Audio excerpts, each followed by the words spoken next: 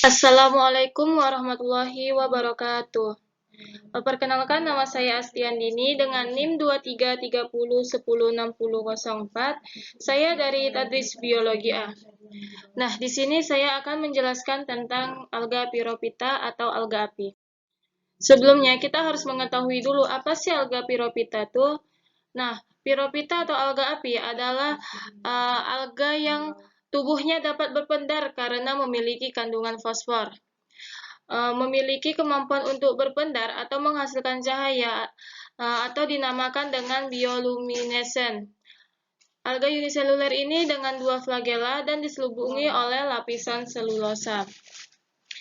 Nah, flagel yang berlainan berbentuk pita keluar dari sisi perut dalam satu saluran. Selanjutnya yaitu ciri-ciri umum dari Pyrophyta itu sendiri. Ciri-ciri umum dari Pyrophyta itu yang pertama, Pyrophyta itu adalah organisme uniseluler yang dapat bergerak dengan aktif. Yang kedua yaitu dia memiliki dinding sel yang nyata, di mana dinding sel ini terletak di bagian luarnya. Yang ketiga yaitu bersifat motil atau aktif bergerak. Dengan kedua flagelnya tadi, Pyrophyta ini dapat bergerak aktif. Selanjutnya, Pyrophyta itu mengandung pigmen klorofil A dan C sehingga dia dapat melakukan fotosintesis. Selanjutnya yaitu dia memiliki flagela dan bersifat autotrof dan heterotrof. Dari ciri-ciri umum, Pyrophyta juga mempunyai ciri-ciri khusus.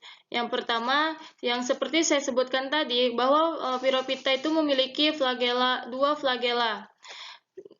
Yang selanjutnya, selubung sel terbuat dari selulosa yang berada di luar tubuh Pyrophyta tadi. Selanjutnya yaitu kloroplas yang memberikan warna ciri khas pada spesies tersebut, seperti warna api. Selanjutnya yaitu ciri-ciri yang selanjutnya, pigmen-pigmen yang hadir dalam sel. Selanjutnya yaitu bioluminisasi yang dapat menghasilkan cahaya melalui reaksi senyawa kimia. Yang terakhir, Pyrophyta ini adalah alga yang habitatnya hidup di lingkungan laut dan ada di air tawar.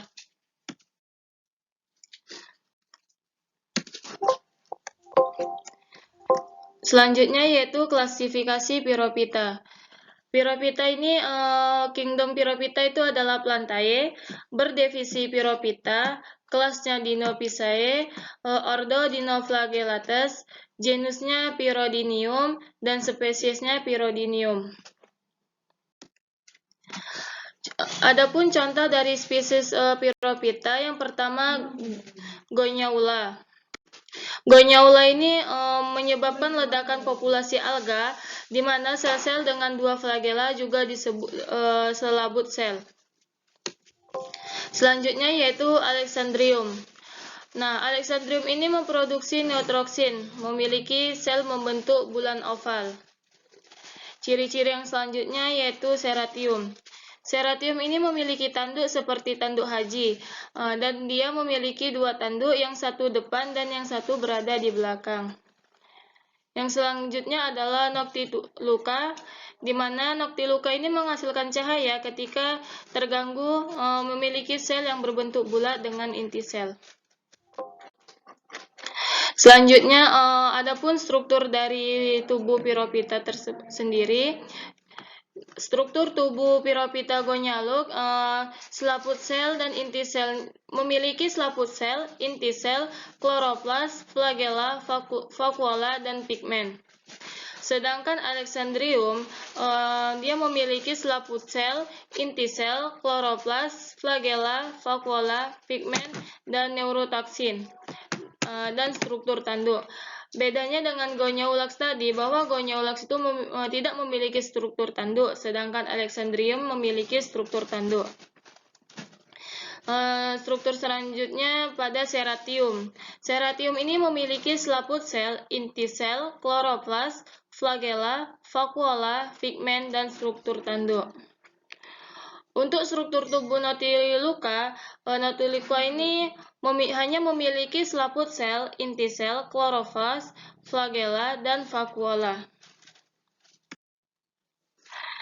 Selanjutnya yaitu macam-macam bentuk dari tubuh Piropita. Yang pertama, dia berbentuk sel tunggal. Berbentuk sel tunggal ini yang dimaksud adalah memiliki bentuk sel tunggal yang biasanya berbentuk bulat atau lonjong. Contoh dari bentuk sel tunggal ini ada alga Nautiluca. Bentuk selanjutnya itu bentuk sel dengan struktur tanduk. Bentuk ini seperti seratium, memiliki struktur tanduk yang menonjol dari sel-sel yang ada. Selanjutnya yaitu bentuk sel berselaput tunggal.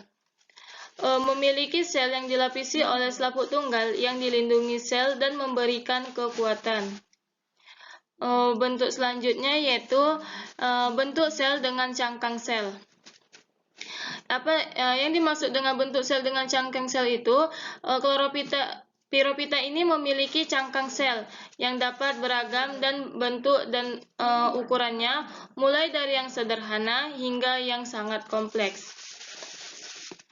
Nah, bentuk selanjutnya yaitu bentuk sel yang menunjukkan simetri, di mana bentuk ini menunjukkan simetri tertentu dan struktur tubuh mereka, seperti bilateral pada beberapa spesies.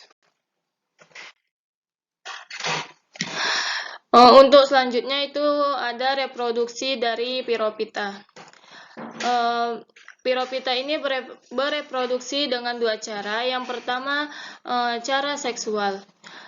Secara seksual, yaitu dengan pembelahan biner.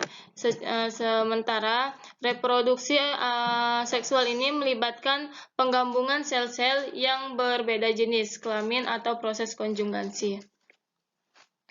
Nah, untuk secara aseksualnya itu pembelahan biner, dapat teman-teman lihat di PPT ini bahwa ada proses-proses pembelahan biner pada reproduksi Piropita. Di mana yang pertama, yang nomor 1 ini adalah replikasi dana dan elongasi. Selanjutnya yaitu dia menuju ke dinding sel dan membran plasma mulai membelah. Selanjutnya, spertum terbentuk dan DNA terpisah. Dan yang terakhir, sel terpisah menjadi dua. Untuk secara aseksual, teman-teman bisa melihat sendiri dari PPT saya.